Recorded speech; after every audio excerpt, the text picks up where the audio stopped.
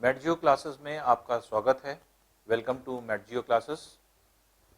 आज जो हम लोग टॉपिक पढ़ने जा रहे हैं वो बहुत ही इंटरेस्टिंग टॉपिक इसलिए है क्योंकि नॉर्मली ये छोटी छोटी चीज़ें ऐसी हैं हम लोगों की ज़िंदगी की कि हम लोग बचपने से लेके अंत तक जो है आपके सुनते आते हैं, देखते जाते हैं, जीवन में अपने उतारते आते हैं, लेकिन कहाँ से ये सारी चीज़ें आई इसके बारे में हमें कुछ पता नहीं होता। बस हम लोग आंख बंद करके फॉलो करते चले आते हैं। इसी में एक चीज और है जो कि हम लोग यहाँ पे अभी आज का जो टॉपिक है वो ये है कि एक सप्ताह में 7 दिन कहां से आए, 7 दिन का नामकरण कैसे हुआ, या 7 दिन कैसे बने, या किस तरह से, किस कॉन्सेप्ट से 7 दिन लिए गए। तो नॉर्मली क्या है कि जो वैज्ञानिकों का एक तरह से मानना था, या आप ये कह सकते हैं स्कॉलर्स का जो मानना था, वो ये था कि जो आपके दिन बने हैं वो किसी जो है आपके ऐसे पिंडों की वजह से बने हैं जो पृथ्वी पर कुछ ना कुछ प्रभाव डालते हैं। अब देखिए ये जो आपका टॉपिक है वो एक्चुअल में है क्या, या किस तरह से हम लोग इसको डील करते हैं। तो आज का टॉपिक क्या है, how the name of the days of a week formed. जैसे हम लोग देखते हैं संडे है, मंडे है, ट्यूसडे है, वेंसडे है, थर्सडे है, फ्राइडे है, ये कैसे बना। जो बहुत शुरू से हम लोग बार बार ये चीज रिपीट करते आ रहे हैं, पढ़ते चले आ रहे हैं कि जितना भी ज्योग्राफी डेवलप हुई वो कहां से हुई, यूरोप से हुई। मेनली 2 सेंटर्स थे, यूनान था और आपके रोम था। रोम और यूनान के क्षेत्र से रोमन और ग्रीस स्कॉलर्स ढेर सारे निकले, और ये स्कॉलर्स जो थे वो नई नई चीजें खोजते थे और उसके बाद उनको जो है आपके कलमबंद कर देते थे, या बुक्स में जो है आपके फॉर्म में उसको रख देते थे, या छोटी छोटी थ्योरीज के फॉर्म में जो है आपके उनको लाते थे। तो 3 स्टेजेस में आप ये भी पढ़ चुके हैं कि 3 फेजेस से जो है हमारा भूगोल गुजर चुका। एक एंशिएंट फेज था, फिर एक मेडिवल फेज आया, और फिर इस समय मॉडर्न फेज चल रहा है जो कि हाई टेक्नोलॉजी वाला है। पहले टेक्नोलॉजी तो नहीं थी, लेकिन कम टेक्नोलॉजी में कैसे किसी चीज की खोज हुई या कैसे किसी चीज का पता चला। तो बहुत सारी चीजें पहले हम लोग जो सोचते थे, पहले लोग जो सोचते थे, हो सकता है कि आज के परिप्रेक्ष्य में गलत हो। जैसे फॉर एग्जाम्पल अगर आप देखेंगे तो हम इसकी बात हम लोग करते हैं कि जैसे अगर हम कहें तो जो यूनान और ग्रीस का क्षेत्र था उसमें 600 बीसी से 50 बीसी इस फेज को गोल्डन फेज कहा गया।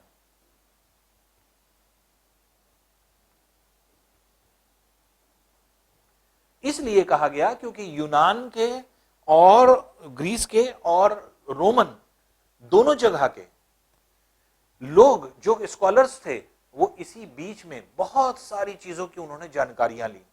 और जैसे आपने पढ़ा है इन लोगों को जानकारियां और भी कहां से मिली, मेसोपोटामिया से।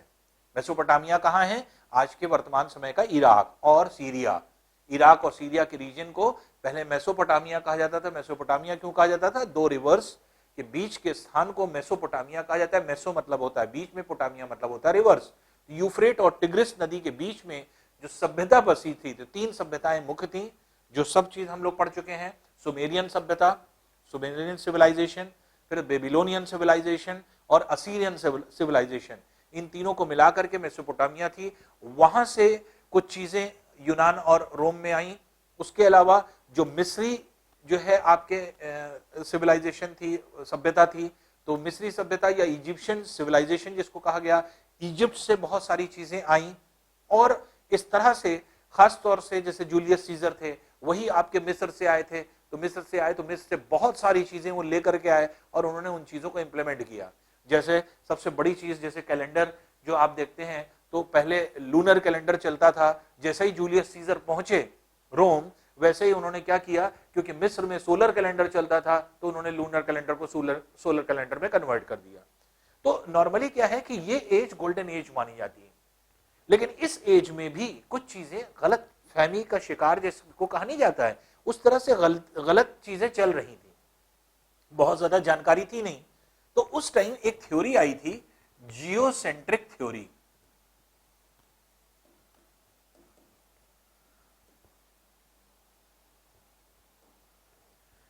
जियोसेंट्रिक थ्योरी, जिसको आगे चल करके जो आपके 342 से 322 का पूरा रीजन जो टाइम था, तो बीसी में, तो एरिस्टोटल का टाइम था, अरस्तु जिनको कहा जाता था, और अरस्तु बहुत प्रबल व्यक्ति थे।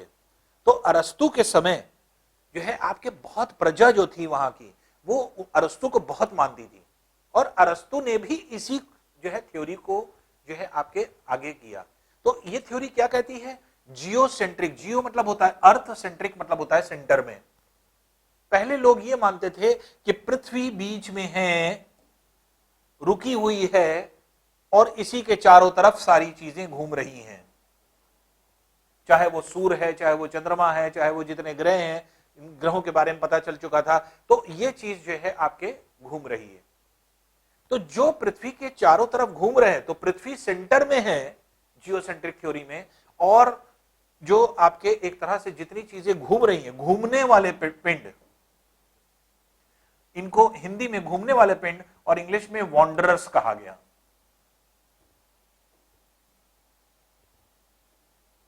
तो ये वॉन्डरर्स थे, और इस तरह के 7 वॉन्डरर्स थे जो इसके चारों तरफ चक्कर लगा रहे थे।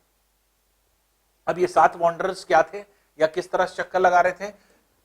एक तो जैसे मान लीजिए कि आपके ये पता चला, क्योंकि पहले सबको पता था कि चंद्रमा रोज देखते थे, वो सूर्य रोज देखते थे, तो सूर्य चंद्रमा के बारे में पता ही था। उसके अलावा बुध जो है आपके ग्रह उस रीजन में, जैसे हमने आपको बताया था कि बुध ग्रह जो था, मरकरी जो थी, वो एक तरह से सुबह का तारा और शाम का तारा, सुबह और शाम के समय वो देखा करते थे, जो आपके एक तरह से साल में 3 बार दिखाई पड़ता था। तो इसी तरह से शुक्र भी सुबह और जो है आपके शाम का तारा, मॉर्निंग स्टार और इवनिंग स्टार के नाम से दोनों ग्रह जाने आते हैं, उनकी भी पता चल चुका था। फिर मंगल के बारे में भी पता चल चुका था, मार्स के बारे में, जुपिटर और शनि, इन सभी चीजों के बारे में पता चल चुका था। तो 5 वो ग्रह जो कि बुध है, शुक्र है, मंगल है, बृहस्पति है, शनि है, और उसके अलावा सूर्य और चंद्रमा था। तो अब 7 वॉन्डरर्स थे, तो 7 वॉन्डरर्स थे जो पृथ्वी के चारों तरफ चक्कर लगा रहे थे।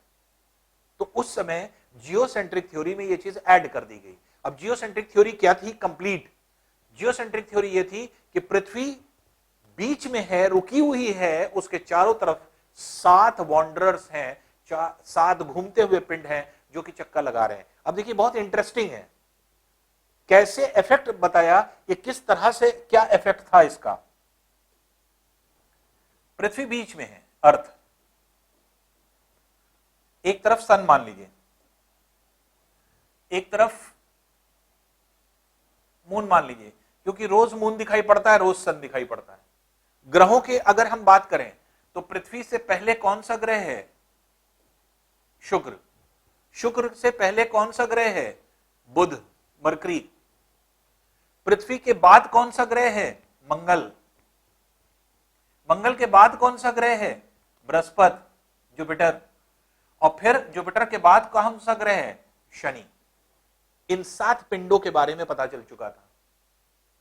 और पहले प्राइम किसको माना जाता था? सूर्य को, क्योंकि सारी चीज सूर्य से जुड़ी थी, इसलिए सबसे पहले जो आपके प्राइम चीज, जो आपके एक तरह से प्राइम जो है आपके माना गया इन पिंडों में, वो माना गया किसको? सूर्य को। इसलिए यह डिसाइड किया गया कि जो आपके दिन है 7 इन सब का, क्योंकि और यह भी क्लियर है क्योंकि जब कोई पिंड होता है तो गुरुत्वाकर्षण बल की वजह से प्रभाव डालता है, तो इन 7 के प्रभाव पृथ्वी पर पड़ रहे हैं, तो पृथ्वी के पर कभी ना कभी प्रभाव पड़ रहे हैं। तो यह माना जाता है कि हर 7 दिन के बाद इनके प्रभाव फिर रिपीट हो जाते हैं। तो कैसे?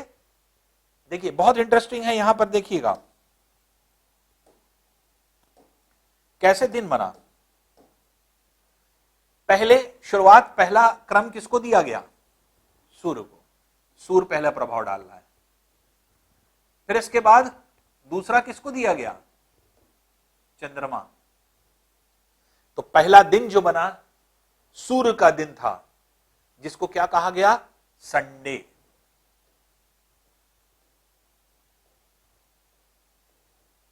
सन का दिन। तो पहले क्या हुआ करता था? First day of the week Sunday होता था, लेकिन आज क्या है? संशोधन हो गया, क्यों आज last day of the week Sunday हो गया, first day of the week is Monday. लेकिन जब ये बना था उस समय प्राइम जो है आपके संडे को माना गया। Second day of the week किसको माना गया? जो दूसरा प्राइम था वो माना गया किसको? वो माना गया आपके मंडे, अर्थात मून डे। तो मून डे को मंडे कहा गया। फिर इसके बाद मंगल ग्रह को दिया गया थर्ड। देखिए सारी चीज डायग्राम से है। पहले इसको लिया गया अर्थ का प्रभाव, फिर इसके ऊपर वाले को लिया गया, अब ये इधर आ गए।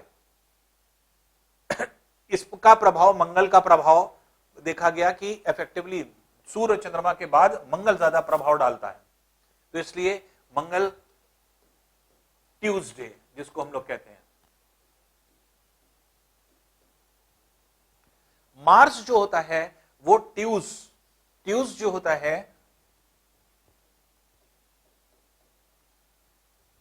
ये आपके रोमन लैंग्वेज में था, और मार्स जो था वो आपके यूनान लैंग्वेज में था। तो दोनों सिमिलर हैं। तो मंगल को ही, मार्स को ही ट्यूस कहा जाता है। तो इसलिए जो मार्स का डे था उसको मार्स डे ना कर करके ट्यूसडे कह दिया गया, जिसको हिंदी में हम लोग कहते हैं मंगल। तो सोमवार के बाद क्या होता है? सोम का दिन, सोम क्या होता है? चंद्रमा। उसके बाद मंगल आ जाता है। उसके बाद फिर किसको जो है आपके ये दिया गया? बुध, मरकरी। तो बुधवार आता है, और बुधवार मरकरी को क्या कहा जाता है? वेड्स।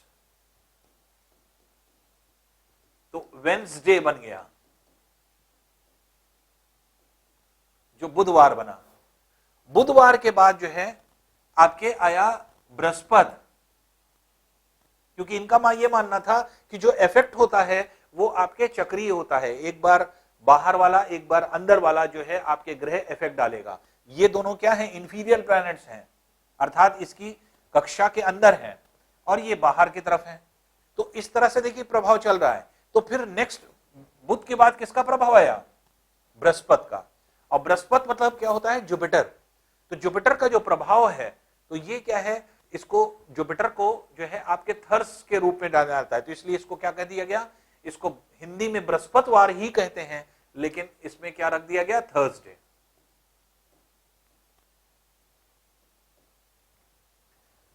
तो ये क्या हो गया? ये तीसरा, चौथा दिन ये हो गया, पांचवां दिन इसका बन गया। फिर छठा दिन किसका आया? छठा दिन ये आ गया शुक्र का। तो ये शुक्र का दिन आ गया। शुक्र वीनस को कहा जाता है, इसको शुक्रवार कहा गया, जिसको फ्राइडे के नाम से जाना जाता है। अब ये जो वर्ड आपके यूज किए जा रहे हैं, ट्यूसडे, वेंसडे, थर्सडे, ये क्या है? ये इंग्लिश जब लैटिन आ गई तो लैटिन में कन्वर्जन आपके होता चला गया।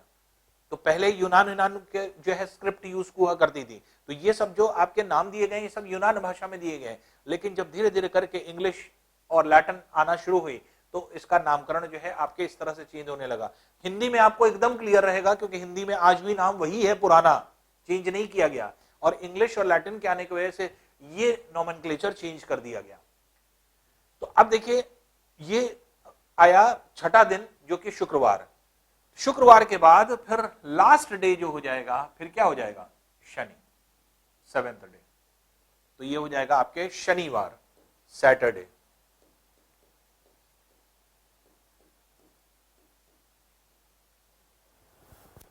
तो इस तरह से दिनों का बना। फिर समझ लीजिए, देखिए डायग्राम से बहुत आसान है। यह माना गया कि पृथ्वी पर ये सातों प्रभाव डालते हैं। तो पहले दिन सोम का, दूसरे दिन चंद्रमा ज्यादा प्रभाव डालता है कंपैरेटिवली इनके, तीसरे दिन मंगल सबसे ज्यादा प्रभाव डालता है इन सबके कंपैरिजन में, चौथे दिन फिर बुध आ जाएगा, मरकरी, फिर पांचवें दिन शुक्र आ जाएगा, बृहस्पति आ जाएगा जो आपके जुपिटर है, फिर इसके बाद शुक्र आ जाएगा, वीनस जो है, फिर इसी तरह से शुक्र के बाद शनि आ जाएगा, शनिवार आ जाता है, और शनिवार के बाद फिर से ये फॉलो हो जाएगा 1। अब क्या है? वीक इसी तरह से हमेशा चलता रहेगा। तो जैसे ही आपका प्रभाव शनि का खत्म होगा, फिर सोम का जो है सूर्य का प्रभाव फिर शुरू हो जाएगा। तो इस तरह से जो है आपके एक तरह से ये क्या है? संडे। रविवार, रवि क्या है, सूर्य को कहा जाता है। फिर ये क्या है, सोमवार, सोमवार मतलब मून डे, तो सोमवार। फिर इसके बाद मंगलवार, मंगल ग्रह की वजह से। मंगलवार के बाद बुधवार, बुध ग्रह की वजह से। बुधवार के बाद बृहस्पतिवार, बृहस्पति ग्रह की वजह से। बृहस्पतिवार के बाद शुक्रवार, शुक्रवार जो है शुक्र ग्रह की वजह से। और शुक्रवार के बाद शनिवार, शनि ग्रह की वजह से। तो ये अगर आप देखेंगे तो ये जो नामकरण हुआ है ये इन ग्रहों के नाम के आधार पर हुआ है, और उसके बाद यही रेपिटेशन फिर से फॉलो होता रहता है। तो यहां के लोगों ने जियोसेंट्रिक थ्योरी में ये चीज इंक्लूडेड था। जियोसेंट्रिक थ्योरी में लोगों का यह मानना था, खासतौर से एरिस्टोटल ने भी ये सारी चीजों को एक्सप्लेन किया कि जो पृथ्वी है वो सेंटर में है, बाकी 7 वॉन्डरर्स हैं, और इन्हीं वॉन्डरर्स, 7 वॉन्डरर्स को ग्रह कहा जाता था पहले, इनको प्लैनेट्स कहा जाता था। इसके मतलब सूर्य को भी प्लैनेट माना गया, चंद्रमा को भी प्लैनेट माना गया, और बाकी ये 5 ग्रहों को भी प्लैनेट माना गया। तो 7 ये ग्रह थे पहले, प्लैनेट्स थे। तो और इन्हीं प्लैनेट्स को, इन्हीं वॉन्डरर्स को ही इन्हीं के बेसिस पर इनका नाम दिया गया।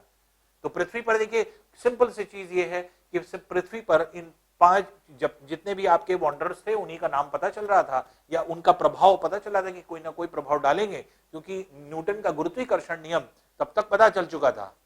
तो जो आपके एक तरह से, क्योंकि गुरुत्वाकर्षण बल जो आपके आया वो तो बहुत लास्ट में आया, लेकिन क्या लोगों को पहले से ये सारी चीजों का अंदेशा नहीं था कि कोई 2 चीज है जो अट्रैक्ट कर रही है, जो भले ही उसका नाम ना आया हो, ग्रेविटेशनल लॉ नहीं आया, लेकिन ये तो अंदाजा था कि हाँ एक दूसरे का प्रभाव पड़ता है, असर पड़ता है। ये तो एस्ट्रोनॉमी में बहुत शुरुआत से ही हो गया कि अगर कोई पिंड सेलेस्टियल बॉडी है तो दूसरे पिंड पर प्रभाव डालती है, भले ही वो प्रिंसिपल के फॉर्म में नहीं आया, लेकिन प्रभाव डाल रही है, इफेक्ट डाल रही है। किस तरह का इफेक्ट डाल रही है, वो इसी तरह का, फोर्स का।